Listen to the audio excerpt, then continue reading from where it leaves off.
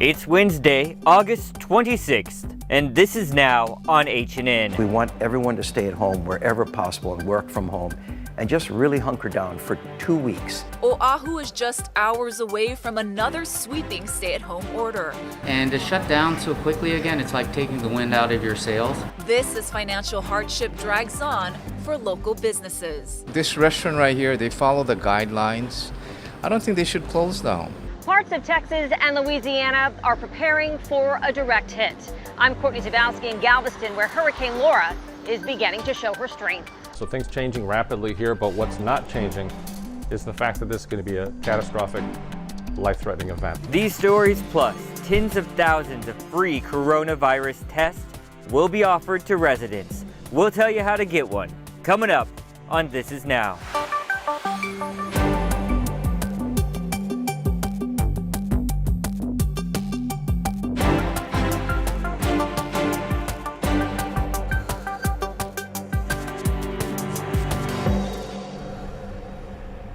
Take a look at this. New pictures into the digital center. Surge testing is underway on Oahu. Tests are available at 2 sites today, Kaneohe District Park and Leeward Community College. Did you see that drone shot, the line there? This is tens of thousands of tests they're going to do overall. We're going to tell you how you can get one. It's free. Coming up in just a little bit here on This Is Now. Hi everyone, I'm Jonathan, your director producer, alongside Ashley here. We got a lot of news to get to. We'll begin with those latest numbers from the Department of Health. Hey everyone, health officials say 2 more patients with COVID-19 have died, bringing Hawaii's death toll to 51. DOH says both are Oahu men who were hospitalized.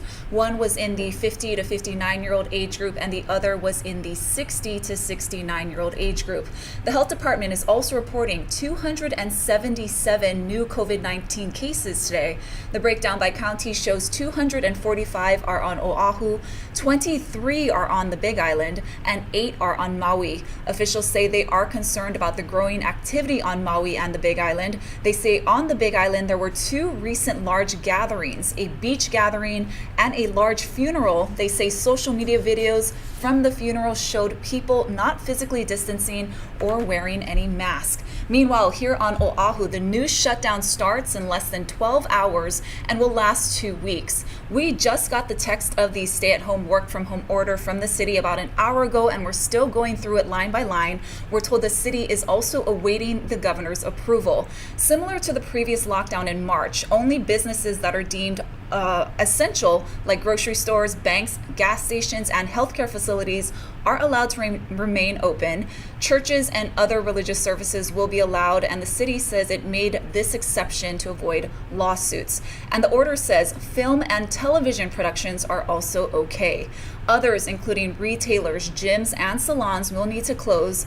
Restaurants must stop dine-in service and go back to takeout only. Now, officials acknowledge that a second lockdown will be painful, but they say it is needed. Mayor Caldwell joined our Stephanie Lum in the H&N studio to further explain the new rules.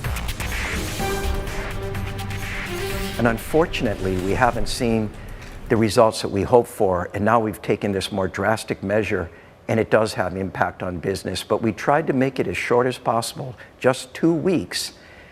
Hopefully the business can hang in there and then they can come back out. But I know it's a struggle. It's heartbreaking. The order also allows for churches to remain open. How are churches an essential business when they weren't back in March?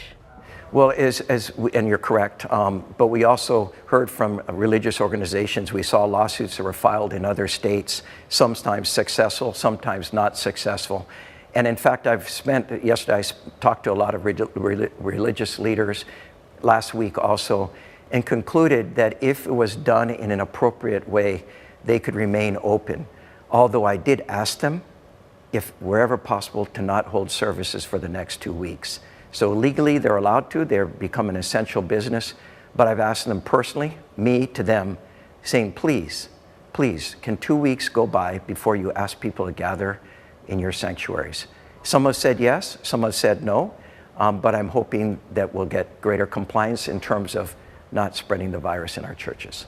And, Councilman Joey Manahan laid into the state health department saying it resisted testing and contact tracing in some of the low-income areas of his district, and he called it inequitable. Do you share that frustration? I do.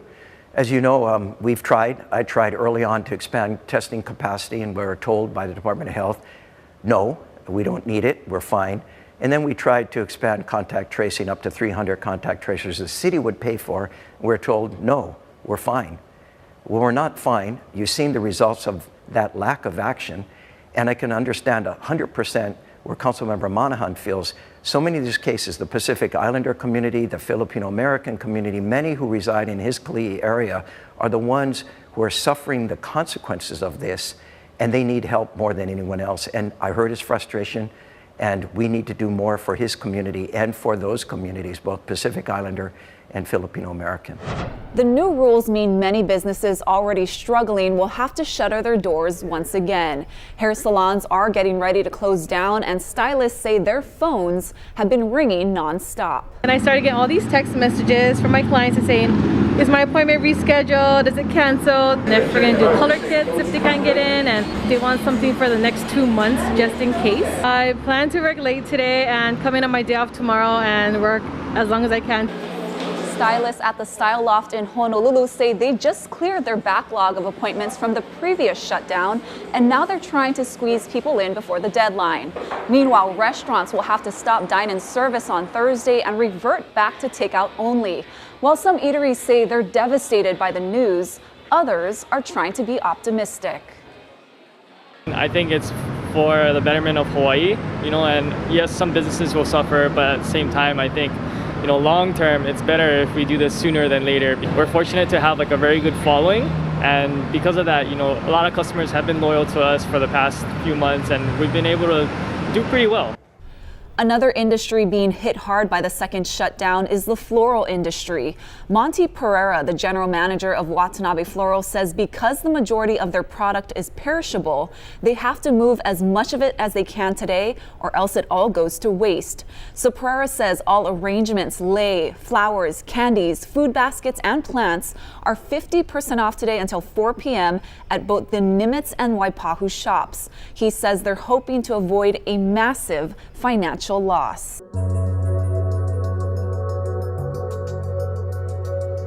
We told you about this yesterday as breaking news, but now we want to go more in depth. The U.S. Surgeon General was here to announce a massive free testing program for up to 60,000 residents. As our Rick Daysog reports, the tests are for anyone, regardless if you're sick or not.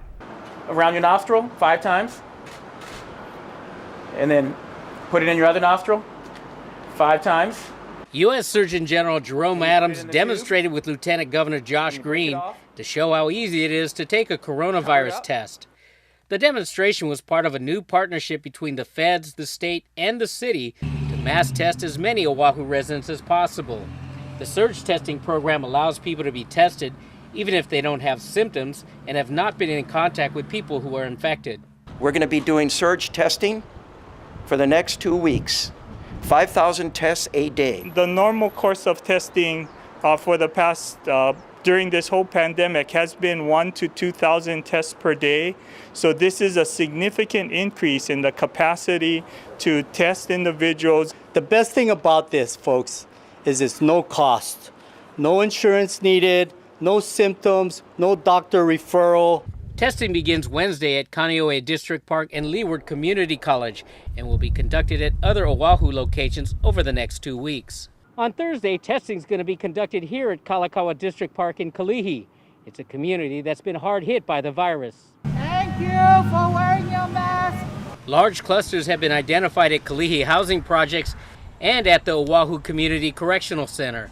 City Council member Joey Manahan says the program is overdue and that the state's resistance to mass testing has harmed his Kalihi community. The DOH tied the city's hands when we offered to test communities on the front line of the pandemic back in April. The Surgeon General said Hawaii's high infection rate made the state eligible for more federal help, which will help overcome ethnic disparities that have neglected Pacific Islanders and Filipinos.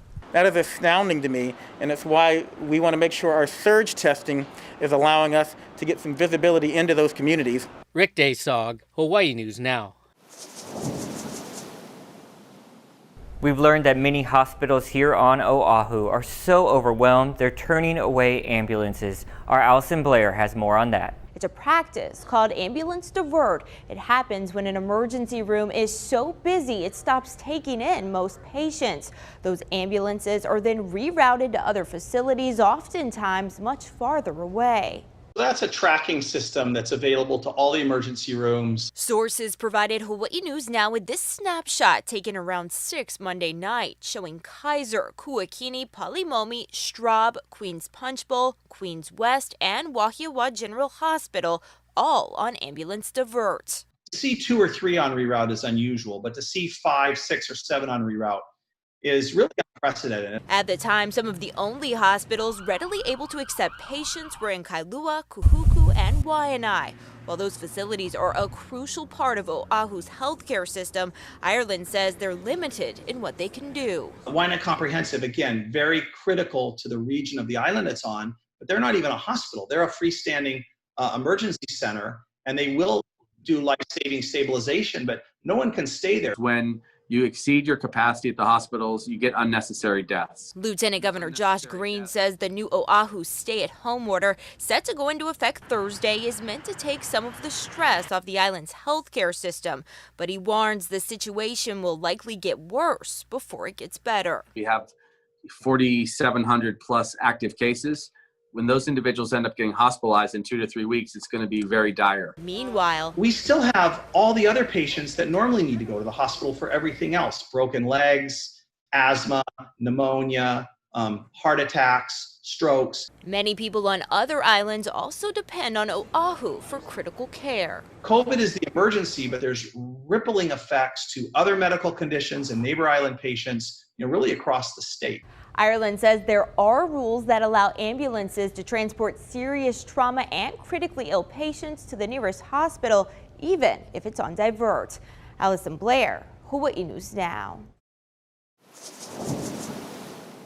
Public schools are allowed to continue limited in-person instruction and distance learning under the new stay-at-home order.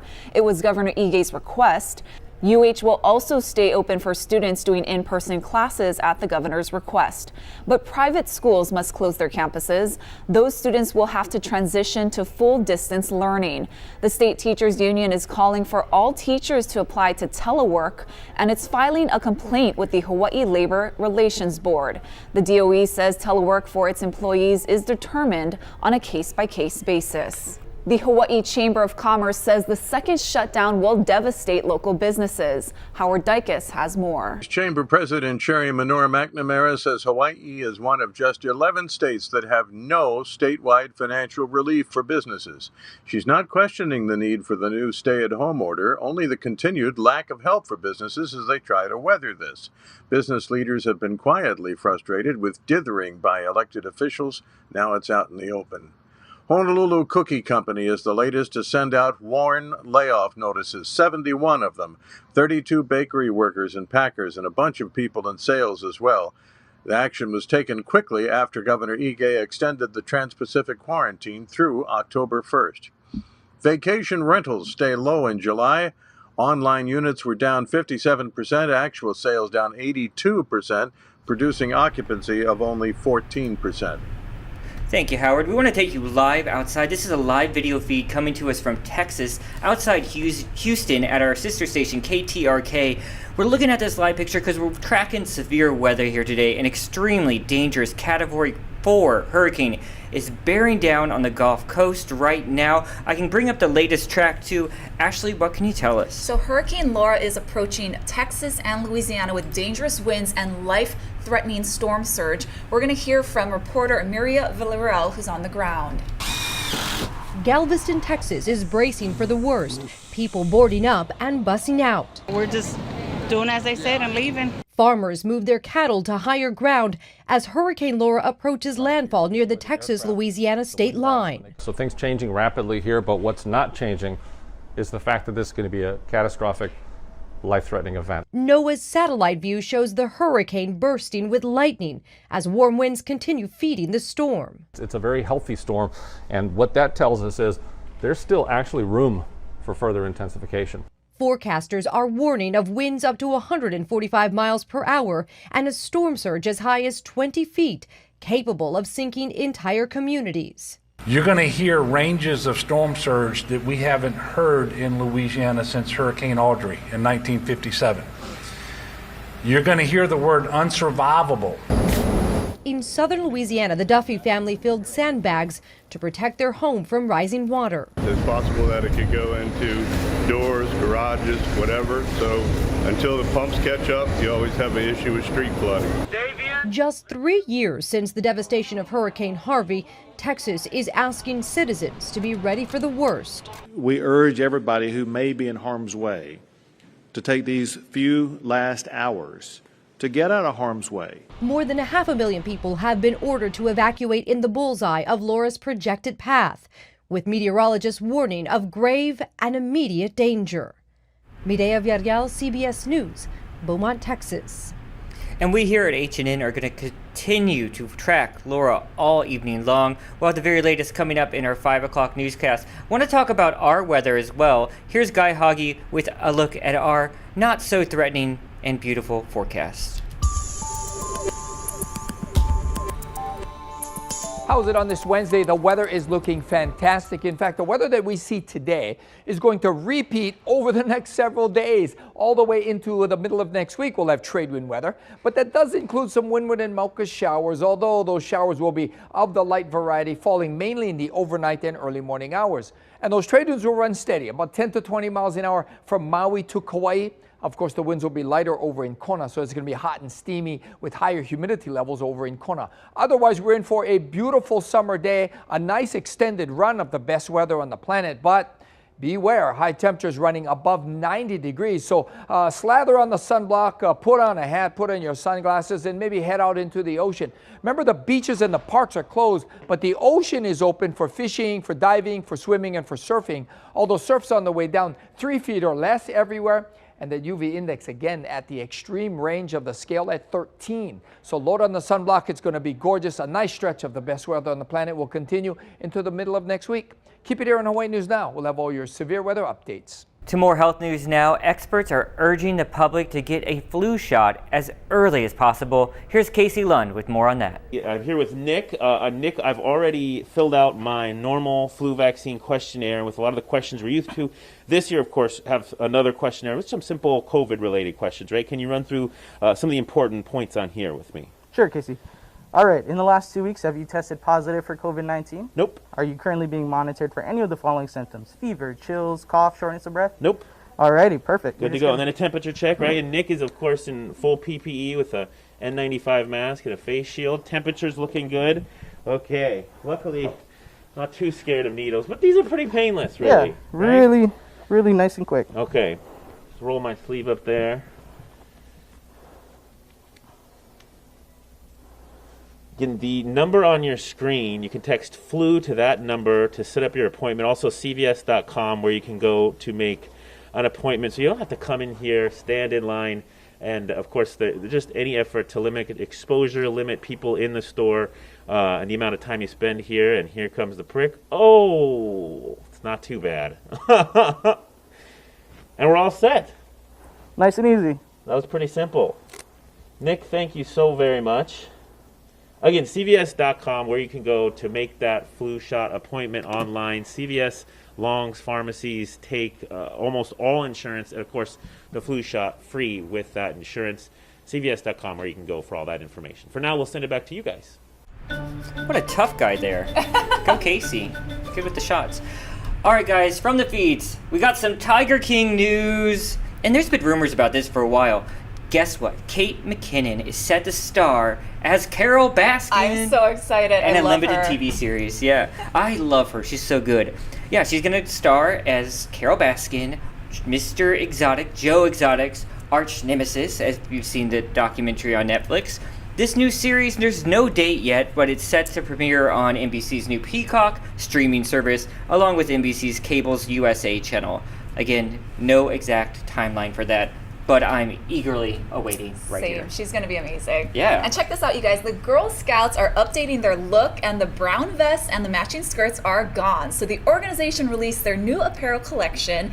3 students from the Fashion Institute of Technology came up with the new look. So the uniform includes a new vest and sash, as well as a variety of crew neck t-shirts, pocketed spandex leggings, and a soft knit skater dress, even a light washed denim jacket. Prices range from $10 to $49. Were you a Girl Scout? I was not. Oh, no? I mean, it does look like quite the jean jacket look. It's great. It's very cute. hip and modern. Yeah. And you know, some people drink warm milk to go to bed. Well, if dairy at nighttime is not for you, you're in luck. So here are some advice. Here's some advice from sleep medicine doctors. They have some other recommendations. Valerian root tea. That sounds like something from Game of Thrones. But the plant is used to treat things like insomnia and anxiety. Cherry juice may help increase your melatonin levels. They even suggest almond milk if dairy is not for you. Some other sleep advice: don't eat or drink at least 2 hours before bed and to avoid trips to the bathroom and heartburn throughout the night, and stay away from drinking caffeine or alcohol in the evening. You know me and my caffeine. Mm-hmm. I wonder what monsters do for you. All right, guys, you know what? September 2nd marks the 75th anniversary of the end of World War II. There's a lot of things in the works around here locally, and we had on Sunrise, organizers of those events stop by to tell us what's up. This is a huge celebration for the end of the World War II era, and I know you had a lot of plans, but tell me how those had to change because of the coronavirus. Well, of course, everything changed early on. A few months ago, we started to scale back a lot of the events. We actually had to end up canceling many of the events that were in person. But I think the focus is on the things that we could do and how we can get more awareness and participation from around the globe, because it truly is a global event. This war involved many countries, and as you know, the deadliest of all time. So the focus is really on the Legacy of Peace aerial parades. We were able to bring those 14 warbirds out here with many organizations helping to do that. So here on Oahu, people will see them flying on Saturday the 29th, Sunday the 30th. Both mornings we'll be publishing those routes through hopefully through folks like yourself, websites, and so on and so forth. It'll be in the morning on Saturday and Sunday. And then, of course, early in the morning on September 2nd, the same warbirds, joined by 3 others locally, are going to fly over Pearl Harbor and Ford Island and the Missouri. And that's going to lead up to the actual commemoration ceremony from 8:30 a.m. to 11 a.m. that morning. We're going to live stream that locally and around the globe. Of course, we had a lot of World War II veterans that had hoped to be here with us, and with all the changes and the difficult decision was made to really tie them in virtually, and then just get our local World War II veterans to participate, with us here. So the plan that day, the ceremony will go on. There are many elements that will be able to be brought to the world, thanks to your folks' help as well in the Defense Media Network. So we're really focused on that. We still kicked off our educational elements. International Leadership Forum was virtual. And then, of course, we also have upcoming programs through the library system and others. And finally today, you guys, on Kauai, the Surf Rider Foundation, in partnership with Jack Harder Helicopters, removed more than 21,000 pounds of marine debris from the island's northeast coastline. Junk like nets, pallets, plastic pipes, buoys, and fishing bins were airlifted out and will be disposed of or recycled. That's going to do it for This Is Now today on your Wednesday. We'll be back with you tomorrow on Thursday. Stay safe, everyone, and we'll see you then.